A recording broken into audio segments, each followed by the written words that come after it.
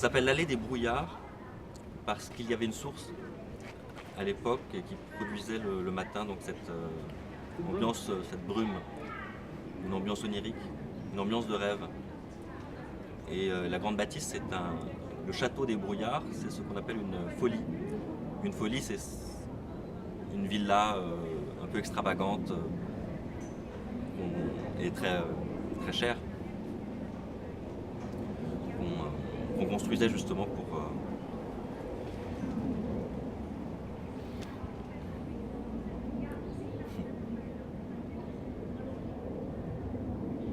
Le château des brouillards, c'est une folie. Une folie, c'est une maison. Et c'est pas anodin que Nerval y ait séjourné, car Nerval, c'est le poète qu'on a dit fou. Mais il n'était pas forcément fou. Je pense qu'il avait décidé de transformer sa vie en rêve. Et il appelle ça l'épanchement du rêve dans la vie réelle. Les frontières entre le rêve et la vie et la réalité sont poreuses. Et justement, dans la brume et dans le brouillard, des formes apparaissent, l'imagination devient complètement libre et tout fait sens, tout fait signe.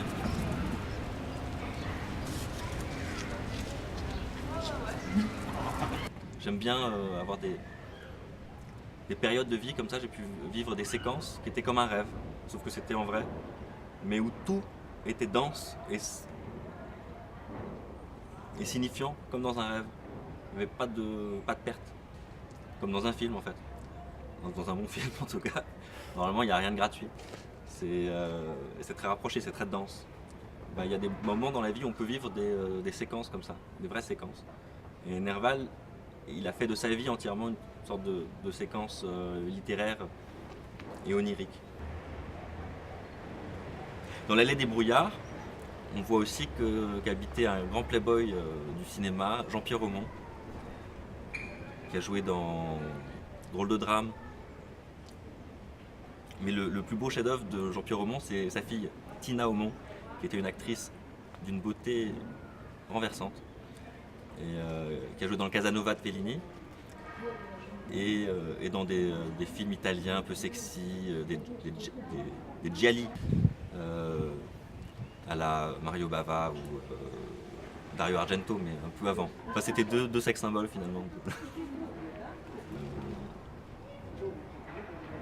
Et juste à côté habite Anouk Aimée. On n'a pas eu la chance de croiser, mais peut-être tout à l'heure. Elle va chercher son pain. Tu l'as déjà croisé? J'ai vu une fois Anouk Aimée, oui, dans une fête. Mais hier soir, c'était des angoisses. Parce que j'ai pensé à mille choses, vous savez, les flashs qui vont comme ça les uns après les autres. À un moment, par exemple, j'ai eu des chances formidables, mais qui se sont toujours arrêtées. Les femmes, ça fait peur, en général. Les actrices, souvent, ça fait encore un peu plus peur. Tout m'est venu dans la tête. Ça va s'arrêter, ça va se couper, mais c'est pas possible. Mais qu'est-ce qui va... Ça a été effrayant, j'aurais tué en 2 secondes, là. J'avais déjà fait tout un roman. Elles ont une aura un peu inaccessible, justement, et...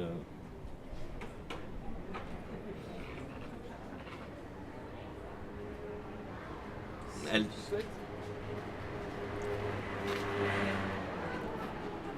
On va peut-être faire une pause pour Ouais.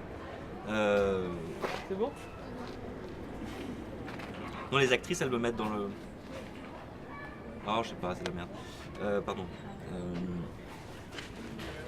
Et là, comment tu te sens? Dans la stupeur et le tremblement. Ah si.